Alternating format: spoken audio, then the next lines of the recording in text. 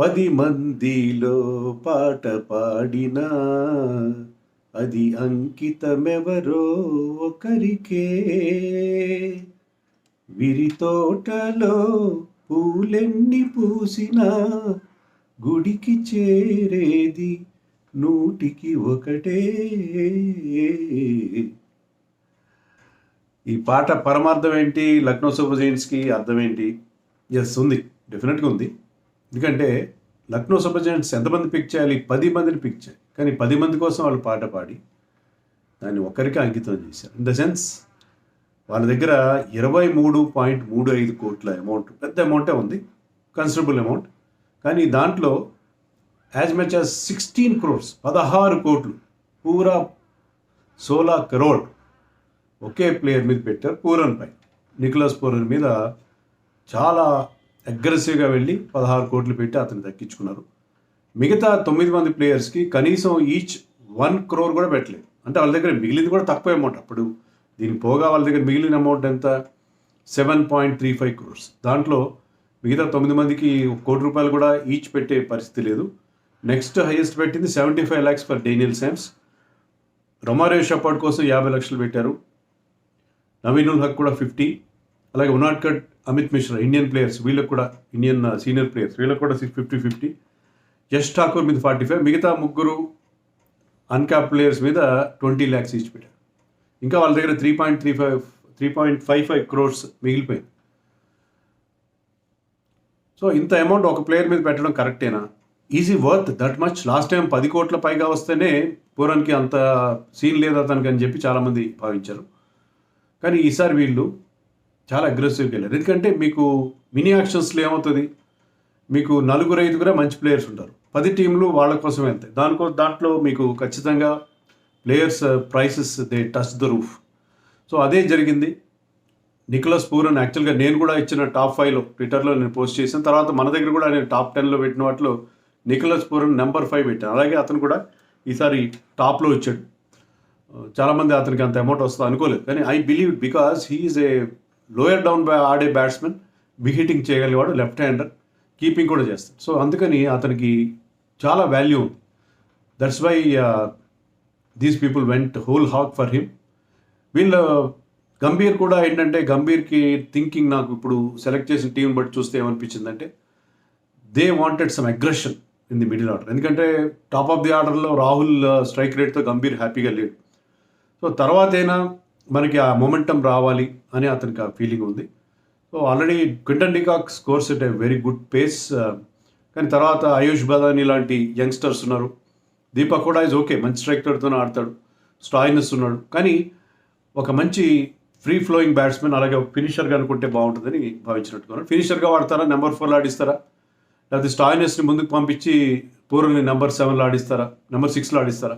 ఇవన్నీ కూడా వాళ్ళు కాంబినేషన్ వాళ్ళు డిసైడ్ చేయాలి. నేను అదే అనుకున్నాను, బహుశా స్టాయినస్ని వాళ్ళు నెంబర్ 3లో నెంబర్ 4లో ఆడించి పూరన్ని కాస్త వెనక్కి నెట్టే అవకాశం ఉంది. సో పూరన్ స్పిన్ కూడా బాగా ఆడతాడు, ఇండియాలో బాగా ఆడిన రికార్డు ఉంది అతనికి. So Pooran is good selection. కానీ 16 కోట్లు పెద్ద అమౌంట్ అనిపించిన గుడ్ సెలెక్షన్. ఓవరాల్గా వీళ్ళ సెలెక్షన్ కూడా బాగానే అనిపించింది. ఎందుకంటే వీళ్ళు పిక్ చేసిన వాళ్ళు డేనియల్ శామ్స్, రొమారియో షెపర్డ్ ఇద్దరు కూడా మంచి ఆల్రౌండర్స్. వాళ్ళు జేసన్ హోల్డర్ రిలీజ్ చేశారు. వాళ్ళ కోచ్ యాండీ ఫ్లవర్ కూడా చెప్పాడు, నాకు I have lot of respect for him, కానీ మాకు అమౌంట్ అవసరం ఉంటే అతను రిలీజ్ చేయాల్సి వచ్చింది, because we spent lot of amount on him last time అని చెప్పాడు. So Jason holder utility player, but అతను ఏంటంటే అంత క్విక్గా రన్స్ చేయడు, అంత అగ్రెసివ్ బౌలర్ కూడా కాదు. So they wanted some aggression in the batting particularly. So Romario Shepherd is a big hitter. అలాగే డేనియల్ శామ్స్ కూడా బిగ్ హిట్స్ కొట్టగల క్యాపబిలిటీ ఉంది. సో అతను యూటిలిటీ కన్సిస్టెంట్ అయినప్పటికీ వీళ్ళిద్దరు అంత కన్సిస్టెంట్ కాకపోయినప్పటికీ కూడా they wanted some fire power down the line. అందుకనే ఇతను తీసుకున్నారని అనుకుంటున్నాను. So Romario Shepherd may not feature in the 11, Romario కానీ శామ్స్ కానీ, బట్ వాళ్ళు స్టాయినస్ ఈజ్ ఇంజరీ ప్రోన్, ఒక బ్యాకప్గా ఉండే అవకాశం ఉంది. Nicholas Pooran will definitely walk in to the 11. ఎందుకంటే లాస్ట్ టైం నేను ఒక ప్రాబబుల్ 11 ఇచ్చాను. ఆ ప్రాబబుల్ 11లో ఒక్క ప్లేస్ ఖాళీ ఉంది. బిఫోర్ ది ఆక్షన్ నేను ఇచ్చిన ప్రివ్యూలో ఇచ్చిన దాంట్లో ఏంటంటే, నా ప్రాబబుల్ 11 చెప్తాను చూడండి. Quinton de Kock, KL Rahul, Badoni. అప్పుడు నేను కైల్ మేయర్స్ ఇచ్చాను, అది ఓన్లీ పెట్టాను ఎందుకంటే అంతకంటే వాళ్ళకి ఛాయిస్ లేదు. కైల్ మేయర్స్ పెట్టాను. తర్వాత Deepak Hooda, Stoinis, Krunal Pandya at number 7, Mark Wood, Ravi Bishnoi, Avesh Khan and Mohsin Khan. ఇది వాళ్ళ లైనప్. అయితే కైల్ మేయర్స్ ప్లేస్లో Nicholas Pooran will walk in to the 11. So అక్కడ వాళ్ళకి బ్యాటింగ్లో ఒక మంచి సాలిడిటీ వస్తుంది. క్వింటన్ డికాక్, కేఎల్ రాహుల్, బదోనీకి రీప్లేస్మెంట్ అయితే లేదు వాళ్ళ దగ్గర. మనన్ వోరా ఒక్కడే ఉన్నాడు. బట్ అదర్వైజ్ ఫారిన్ ప్లేయర్స్ బాగున్నారు. నికోలస్ పూరన్ కానీ, స్టాయినస్ ఉన్నాడు. అలాగే దీపక్ కూడా has done really well last time. Krunal Pandya down the line మంచి ఫినిషింగ్ చేయగల ఎబిలిటీ ఉన్నాడు. సో 11 బాగుంది. సో ఆ ఒక్క ప్లేస్, ఆ ఫారిన్ ప్లేయర్ కోసం ఉన్న ప్లేస్ని ఇతను ఫిల్ చేస్తే మీకు బోల్డ్ అంత ఫైర్ పవర్ వచ్చే అవకాశం ఉంది. మంచి ఫాస్ట్ స్ట్రైక్ రేట్తో చేస్తాడు Nicholas Pooran. So I think they have done well. ఇద్దరు foreign allrounder. Naveen ul Haq also is a very good pick. Naveen ul Haq is a very good pick. Mark Wood కూడా ఇంజరీ ప్రోన్. సో మార్క్వుడ్కి అతను ఒక బ్యాకప్గా ఉంటాడు. నవీన్ ఉల్ హక్ మనకు తెలుసు, మన వరల్డ్ కప్లో కూడా బాగా బౌలింగ్ చేశాడు ఆఫ్ఘనిస్తాన్ తరఫున. 17 yearsకే డెబ్యూ చేశాడు. ఇప్పుడు is very young. And also ఈ model is action on Jasprit Bumrah type యాక్షన్లో ఉంటుంది. And is accurate also like Bumrah. So Naveen ul Haq is a very good buy for just 50 lakhs. 50 lakhs మంచి బై. అలాగే జయదేవ్ ఉనాడ్కట్ కూడా వాళ్ళు తీసుకున్నారు. జయదేవ్ ఉనాడ్కట్ అండ్ ఒకరిద్దరు యంగ్ ఇండియన్ పేసర్స్ తీసుకున్నారు. దాని గురించి కూడా యాండీ ఫ్లవర్ చెప్పాడు. ఏంటంటే Mohsin Khan last year was a revolution. అద్భుతమైన బౌలింగ్ చేశాడు. స్ట్రైట్ అవే ఇండియన్ టీంలో కూడా వచ్చేటట్టుగా మనకు కనిపించాడు. లెఫ్ట్ ఆర్మర్, పవర్ ప్లేలో వేయగలడు, డెత్లో వేయగలడు. Economy was very good. He's got lot of variations also, good pace. So ఒక ఫాస్ట్ బౌలర్కి ఉండాల్సిన అన్ని లక్షణాలు ఉన్న బౌలర్ అది. కానీ అన్ఫార్చునేట్లీ అతను ఇంజరీ అయింది, షోల్డర్ ఇంజరీ. దాన్ని సర్జరీ చేయించుకుని ఈజ్ రికవరేటింగ్. మళ్ళీ ఫిట్ అయ్యే అవకాశం ఉంది. ఇప్పుడైతే డొమెస్టిక్లో కూడా ఆడుతున్నట్లేదు అతను. సో మొహసిన్ ఖాన్ ఫిట్నెస్ విషయంలో క్వశ్చన్ మార్క్ ఉంది కాబట్టి మేము అదర్ పేసర్స్ అంటే ఉనాడ్కట్ తీసుకున్నారు జస్ట్ 50 lakhsకి. యష్ ఠాకూర్ అని చెప్పి Vidarbha pacer, just 24 years of age. కానీ ఇప్పటికే బౌల్ని మ్యాచ్లు ఆడాడు. 2-3 ఏళ్ళుగా ఆడుతున్నాడు వాళ్ళ టీంకి. 37 T20 మ్యాచెస్లో 55 వికెట్లు తీశాడు. అంటే యావరేజ్ ఎంత బాగుంది చూడండి. Bowling average 14.4, excellent average. Economy కూడా 6.6 ఉంది, అంటే అండర్ 7 ఉంది. So has got excellent figures. Under 19 India కూడా ఆడాడు యష్ ఠాకూర్. అతని కోసం కూడా కొంత బిడ్డింగ్ జరిగింది. But still it is a very good selection. Yash Thakur నేను వీడియోస్ కూడా చేసి హీస్ హరీయింగ్ ద బ్యాట్స్మెన్. అంటే ఎక్స్ట్రా పేస్ ఉంది అతని దగ్గర. He's hurrying the batsmen in their strokes. So Yash Thakur is looking very good pick by them. So Mohsin Khan అంత అంది వస్తాడా, లేకపోతే మొహసిన్ ఖాన్ ఫిట్గా ఉంటే వీళ్ళు 11 అద్భుతంగా ఉంటుంది, చాలా బాగుంటుంది మొహసిన్ ఖాన్. ఎందుకంటే వీళ్ళ దగ్గర బౌలింగ్ ఆప్షన్స్ ఉంటాయి. స్టాయినస్, హుడా, కృణాల్ పాండ్యా వీళ్ళు ముగ్గురు కలిసి 2 బౌలింగ్ స్లాట్స్ వాళ్ళు షేర్ చేసుకోవచ్చు. అలాగే ఆవేష్ ఖాన్, బిష్నోయ్, మార్క్వుడ్ వీళ్ళందరూ కూడా ప్రూవెన్ పర్ఫార్మెన్స్. సో వీళ్ళకి బౌలింగ్లో చాలా ఆప్షన్స్ ఉండే అవకాశం ఉంది. బ్యాటింగ్లో కూడా వాళ్ళు స్టాయినస్ అండ్ వుడ్ మీద డిపెండ్ అయ్యి they can play 1 extra batsmen also. So ఆ రకమైన ఏర్పాటు కూడా వాళ్ళు చేసుకోవచ్చు.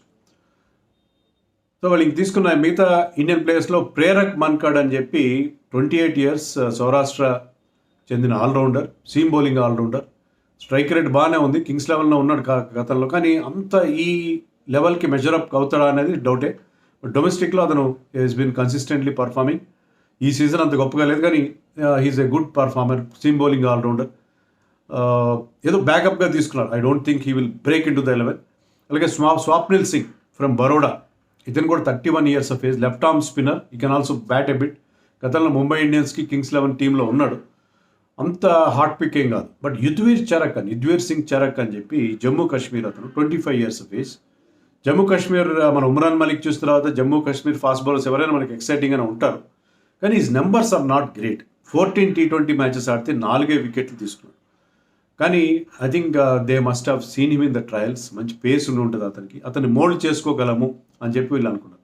వీళ్ళ దగ్గర ఆల్రెడీ ఒక యంగ్ ఫాస్ట్ బౌలర్ రిటైన్డ్ ప్లేయర్స్లో ఉన్నాడు. అతని పేరు మయాంక్ యాదవ్ ఫ్రమ్ ఢిల్లీకి రెగ్యులర్గా ఆడుతున్నాడు.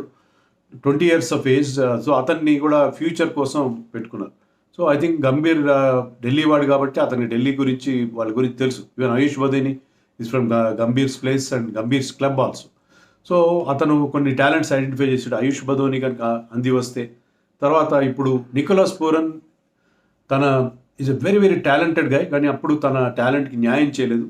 అతను కనుక ప్రాపర్గా పర్ఫామ్ చేస్తే ఈ టీం చాలా బాగుంటుంది, చాలా అంటే చాలా బాగుండే అవకాశం ఉంది. Yash Thakur is a very good pick for them. Jaydev Unadkat కూడా ఒకవేళ మోసిన్ ఖాన్ కనుక ఫిట్గా లేకపోతే జయదేవ్ ఉనాడ్కట్ లెఫ్ట్ ఆర్మ్ పేసర్గా అతనికి బ్యాకప్గా ఉండగలడు. కొంచెం డెఫినెట్గా అతను ప్రైస్ ట్యాగ్ ప్రెషర్ ఉన్నప్పుడు బాగా వేయలేదు, కానీ ఐపీఎల్లో he's always done well, he's got lot of variations. ఇటు వచ్చి ఏంటంటే డెప్త్లో కాస్త రన్స్ ఇస్తాడని చెప్పి ఒక ప్రాబ్లం ఉంది కాబట్టి, because they have got Mark Wood, Stoinis లాంటి వాళ్ళు ఉన్నారు, ఆవేష్ ఖాన్ ఉన్నాడు. సో డెత్ బౌలింగ్ ఇవ్వకుండా అతన్ని అప్ ది ఆర్డర్ ఫ్రంట్లో యూజ్ చేసుకుంటే మీకు బాగానే ఉంటుంది. మరి ఇక్కడ వీళ్ళకి ఇంపాక్ట్ ప్లేయర్గా వచ్చే వాళ్ళు ఉన్నారు, బౌలింగ్లో ఉన్నారు కదా. బౌలింగ్లో ఈ ఉనాడ్కట్ కానీ యష్ ఠాకూర్ కానీ వీళ్ళందరూ బౌలింగ్లో అతనికి ఆప్షన్. అలాగే అమిత్ మిశ్రా అని వాళ్ళు తీసుకున్నారు. అమిత్ మిశ్రా గురించి నేను చెప్పడం మర్చిపోయాను. అమిత్ మిశ్రా రవి బిష్నాకి బ్యాకప్గా ఉంటాడు. 40 years ఆఫ్ ఏజ్, కానీ ఐపీఎల్లో one of the highest wicket takers అతను, అండ్ హ్యాట్రిక్స్ ఉన్నాయి బౌలర్ని. So Amit Mishra is definitely a very good pick, ఎందుకంటే బ్యాకప్గా ఉంటాడు. అవసరమైతే he will break into the 11. బిష్నోయ్కి ఏదైనా ఇంజరీ లాంటి కన్సర్న్ ఉన్నా ఏదన్నా సరే ఒక లెగ్ స్పిన్నర్గా ఎప్పుడూ is of great value. So వీళ్ళకి అమిత్ మిశ్రాని కూడా మంచి పిచ్ బాగుంది, అతన్ని ఇంపాక్ట్ ప్లేయర్కి తెచ్చుకోవచ్చు ఎక్స్ట్రా స్పిన్నర్గా. సో వీళ్ళకి ఆప్షన్స్ ఉన్నాయి. ఈ యష్ ఠాకూర్ ఇలాంటి వాళ్ళు బ్యాటింగ్లో నాకు పెద్ద ఆప్షన్స్, మన్నాన్ వోరా ఒక్కడే ఉన్నాడు. ఇప్పుడున్న వాళ్ళలో ప్రేరక్ మన్కడ్ వీళ్ళందరూ కూడా పెద్దగా వచ్చి బ్యాటింగ్ చేయగలుగుతారా నాకైతే డౌట్. సో ఇండియన్ బ్యాటింగ్ విషయంలో, ఎందుకంటే మనకి ఇంపాక్ట్ ప్లేయర్ ఫారిన్ ప్లేయర్ ఉండాలి. సో ఇంపాక్ట్ ప్లేయర్ విషయంలో తర్వాత ఇప్పుడున్న ఈ మన ఫస్ట్ చాయిస్ 11లో ఉన్న ప్లేయర్ ఎవరికైనా ఇంజరీ అయినా సరే వీళ్ళకి బ్యాకప్ ఇండియన్ బ్యాట్స్మెన్ సరైన వాళ్ళు లేరు. అమౌంట్ అయితే ఉంది, కానీ వీళ్ళు ఎక్కువగా బౌలర్స్ కోసం వెళ్ళారు, ఫారిన్ ప్లేయర్స్ కోసం వెళ్ళారు. ఫారిన్ 4 మంచి మంచి వాళ్ళని తీసుకున్నారు, డేనియల్ శామ్స్ కానీ రొమా రిషబ్. బట్ బ్యాటింగ్లో ఒక చిన్న హోల్ అనేది ఉంది.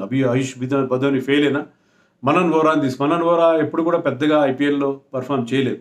ఏదో ఒక 2-3 గుడ్ నాక్స్ ఉన్నాయి తప్ప for so many years. So వాళ్ళకి అక్కడ బ్యాటింగ్లో ఎవరైనా ఒక మంచి బ్యాకప్ ఉంటే బాగుంటుంది. అదొక్కటే ఈ టీంలో లోపం. Otherwise Gambhir and team has done a good job in picking. వీళ్ళు ఆల్రెడీ వీళ్ళ టీం బాగుంది, కానీ అటు వచ్చి ఆ ఫైర్ పవర్ లేకపోవడం, ఆ అగ్రెషన్ బ్యాటింగ్లో లేకపోవడం అనేది గతంలో ఒక లోపంగా కనిపించింది. బహుశా ఇప్పుడు ఈ కొత్త ప్లేయర్స్ ముఖ్యంగా నికోలస్ పూరన్ చేరిక, రొమేరియో షెపర్డ్ లాంటి వాళ్ళ చేరికతో ఆ లోపం తీరుతుందని చెప్పి మనం ఎక్స్పెక్ట్ చేస్తాం. So Lucknow is looking good, but we have to wait and see. Mohsin Khan fitness అనేది వాళ్ళకి చాలా కీ ఫ్యాక్టర్ కాబోతుంది. ఏమంటారు?